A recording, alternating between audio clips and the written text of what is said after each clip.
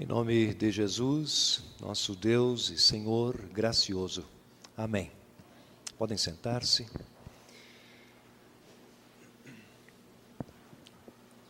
Água. Acabou a água.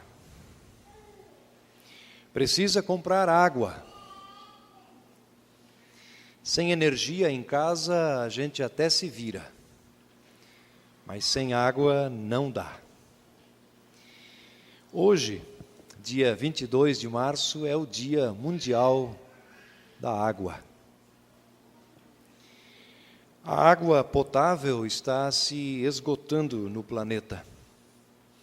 Existe muita água, sim, mas cerca de 97,5% de toda essa água é salgada. 2,5% apenas é água doce. Mas destes 2,5%, 2% estão nas geleiras. E assim, só 0,5% está disponível em rios e lagos, sendo que a maior parte, 95% desses 0,5%, está no subsolo, nos lençóis freáticos. Em alguns locais do planeta, a água já é sinônima de escassez total. Um exemplo da crise em torno da água está no Oriente Médio e no norte da África, onde o desequilíbrio entre as necessidades e a disponibilidade de água é gritante. No Brasil, 90% da água utilizada é devolvida à natureza sem qualquer tratamento, contribuindo assim para a deterioração dos rios, lagos e lençóis subterrâneos. No início do século passado era pouco, menos de 2 bilhões de habitantes no planeta todo. Hoje, 100 anos depois, somos mais de 7 bilhões de habitantes. Enquanto a população se multiplica, a quantidade de água é a mesma. A água é responsável por quase 70% das doenças, vindo a superlotar os hospitais e postos de atendimento. A cada R$1 investido em saneamento básico, se economiza R$4 em saúde. Água é vida. Uma mulher precisou buscar água. E ela foi buscar onde sempre a buscou, no poço de Jacó. Por volta do meio-dia, lá estava ela.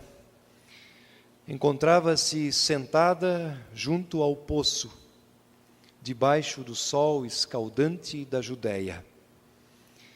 A mulher samaritana tinha necessidade de água.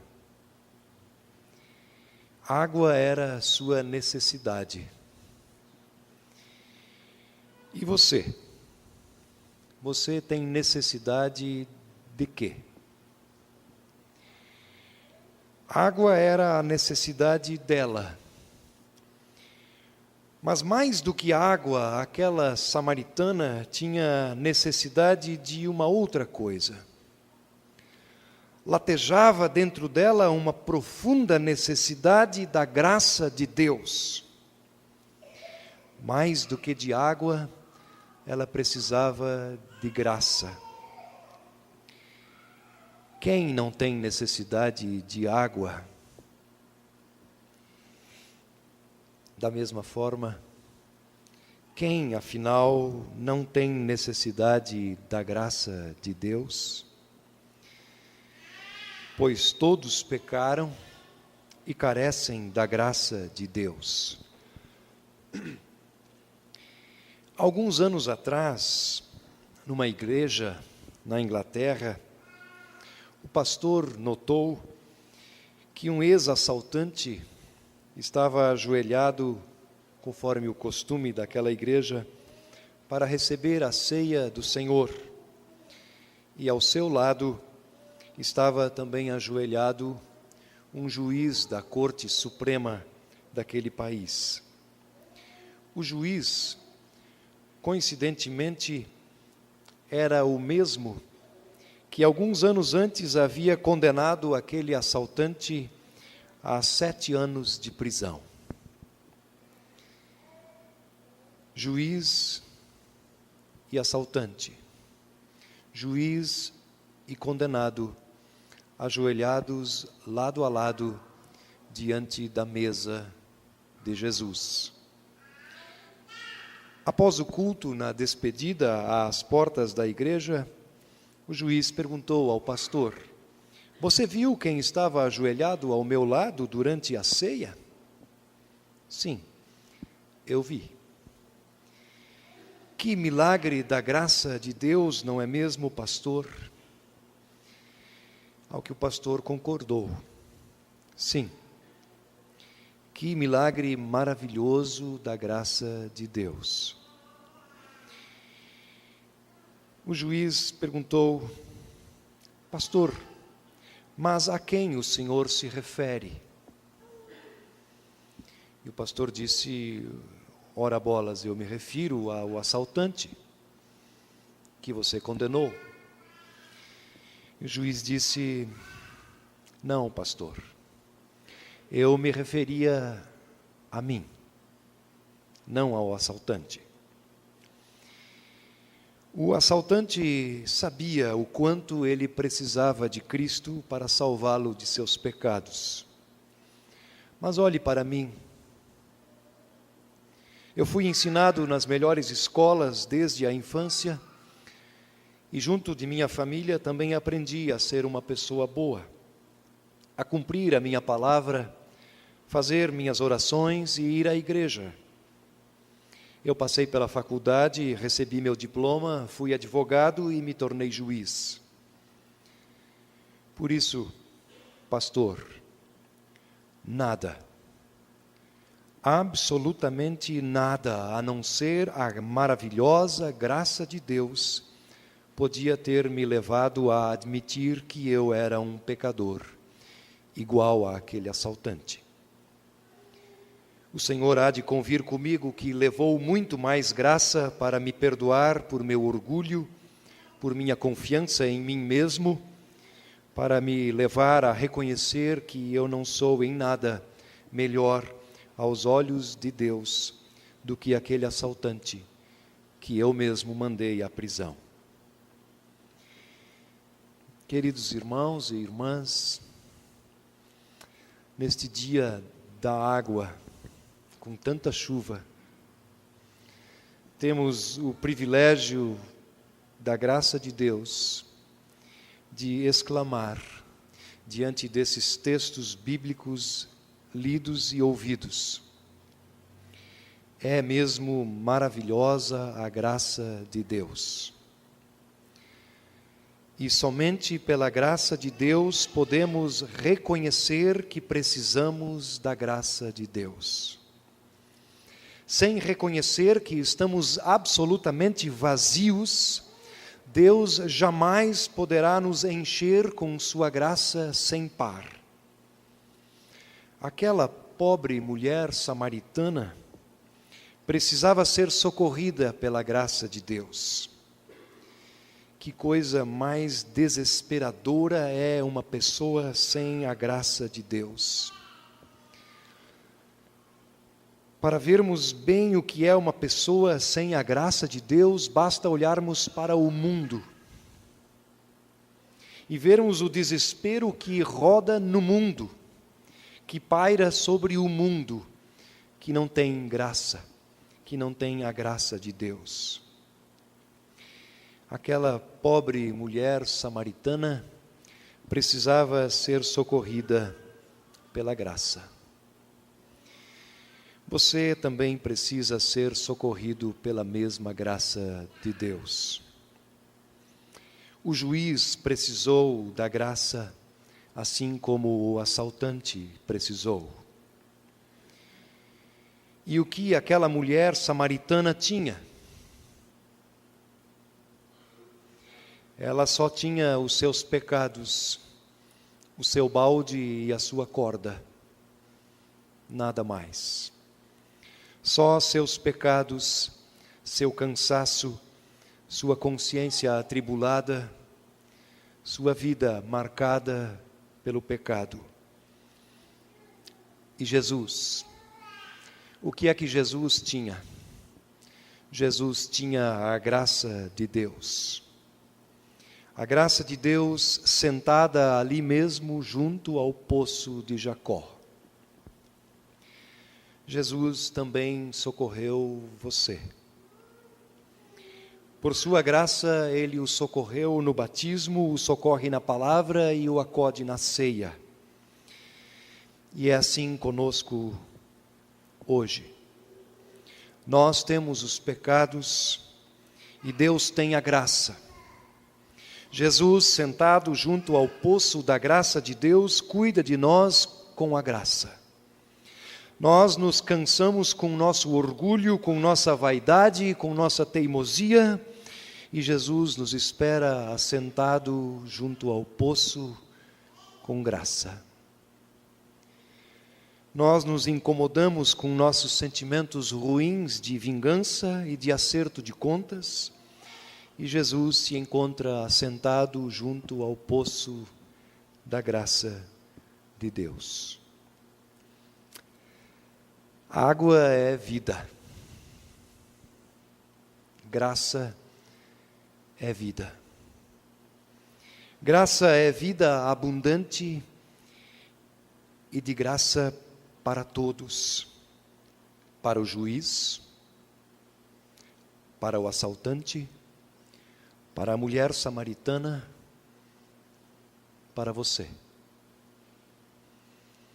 Graça é vida para você. A graça de Deus aumenta de acordo com os pecados. A graça de Deus aumenta de acordo com a demanda de pecados. Ou seja, quanto mais pecados, mais graça. A Bíblia nos garante que a graça de Deus é maior e mais forte do que todos os pecados do mundo inteiro. A mulher samaritana tirava a água do poço, ajudada por um balde amarrado a uma corda comprida. Era fundo o poço de Jacó, quase 70 metros de fundura ou de profundidade. E lá do fundo, ela, cansada e com o sol escaldante na cabeça, tirava a água para viver.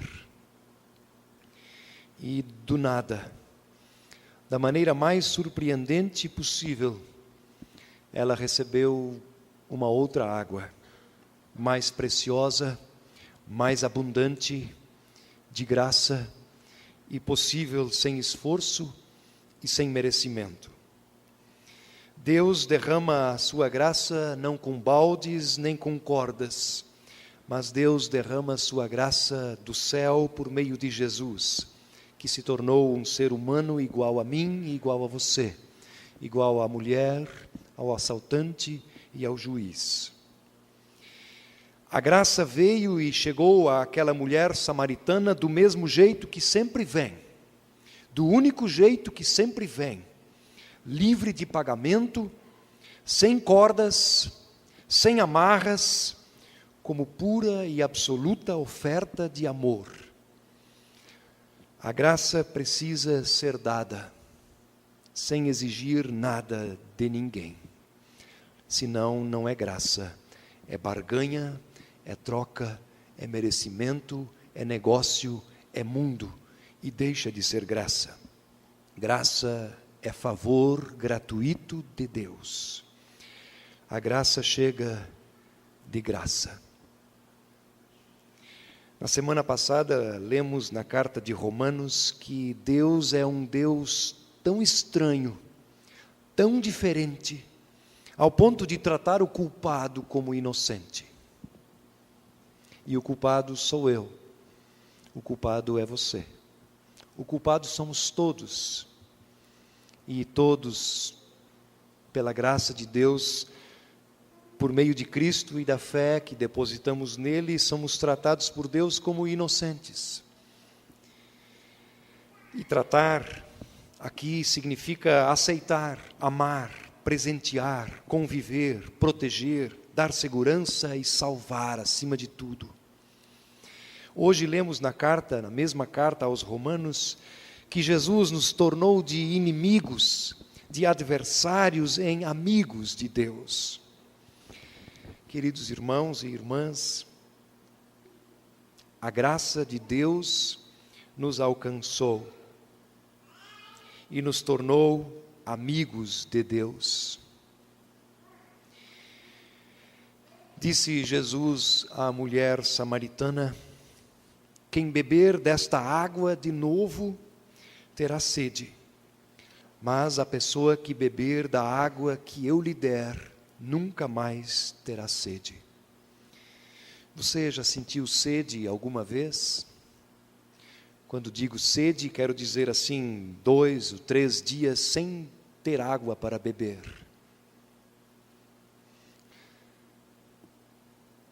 A graça de Deus providenciou água em abundância para todos. Quem bebe da água da graça de Deus nunca mais terá sede, ou seja, não passará sede nem aqui nem na eternidade junto de Deus. Deus nos livrou por meio de Jesus Cristo, sua morte e ressurreição, de passarmos a eternidade com sede. Graça é água para a vida eterna e água é graça para a vida eterna. O Salmo 46 diz que existe um rio que alegra a cidade de Deus. Esse rio é o próprio Jesus. O rio da graça de Deus. Um rio de alegria. Rio é sinônimo sempre de fartura, de abundância. Havia rios no jardim do Éden. Há rios no Apocalipse. Mananciais e fontes de água da vida. No livro de Isaías e no livro de Apocalipse está o quadro do céu.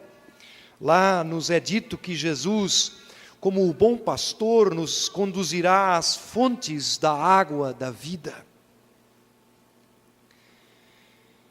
Queridos irmãos e irmãs, este lugar aqui onde nós estamos precisa exalar graça de Deus.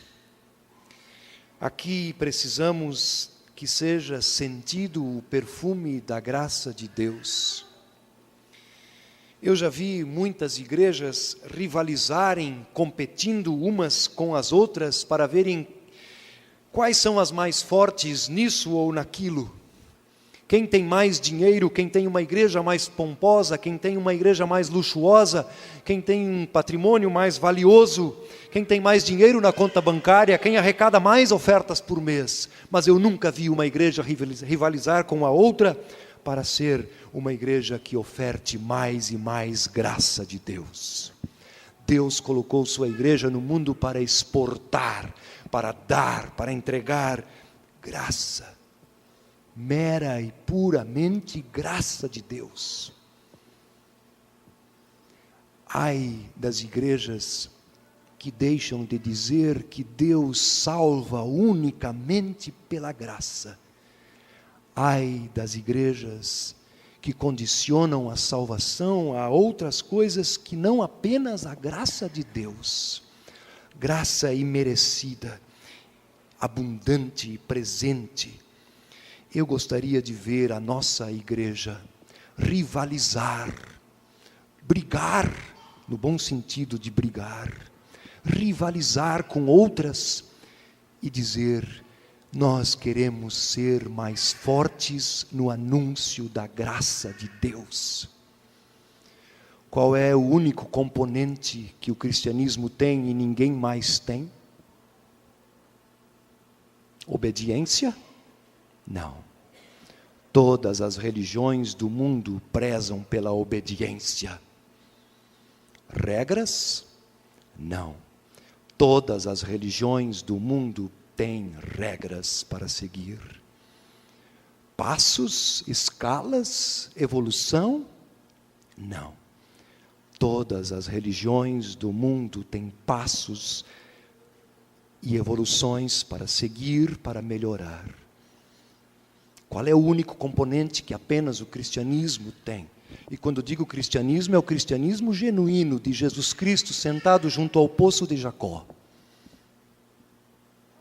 A graça de Deus. Pode procurar. Não existe no planeta Terra nenhuma religião, além do cristianismo genuíno de Jesus, que vive da graça de Deus. Que olha para o pecador e diz: você tem salvação de graça, porque alguém pagou por você. Alguém foi obediente por você. Alguém fez o que você não dava conta de fazer. E esse alguém tem nome, e é Jesus. As principais revistas do mundo sabem o nome das 10 pessoas mais ricas do mundo. Nome, sobrenome, telefones, endereços, bens, quantidade de dinheiro e de posses. Por sua vez, a graça de Deus conhece o nome também das milhares e milhares de pessoas pobres, mais paupérrimas do mundo inteiro. A graça de Deus conhece os nomes de ricos e de pobres, da mesma maneira. A graça é o melhor presente que podemos dar para este mundo sem graça.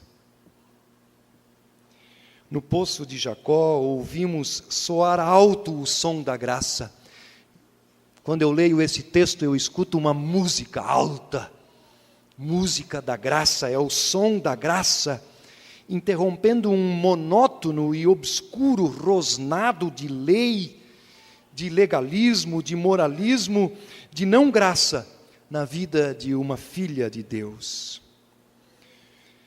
Termino perguntando de novo: qual é, afinal, o único componente que nos distingue de todas as outras religiões do mundo? A graça. Não podemos perder isso jamais. Podemos perder a igreja, podemos perder a casa, podemos perder as Bíblias, podemos perder a música, podemos perder tudo, mas não podemos perder a graça. Graça que é nossa por meio de Jesus Cristo, morto e ressuscitado, para que o mundo pudesse saber o que afinal é graça de Deus. Amém.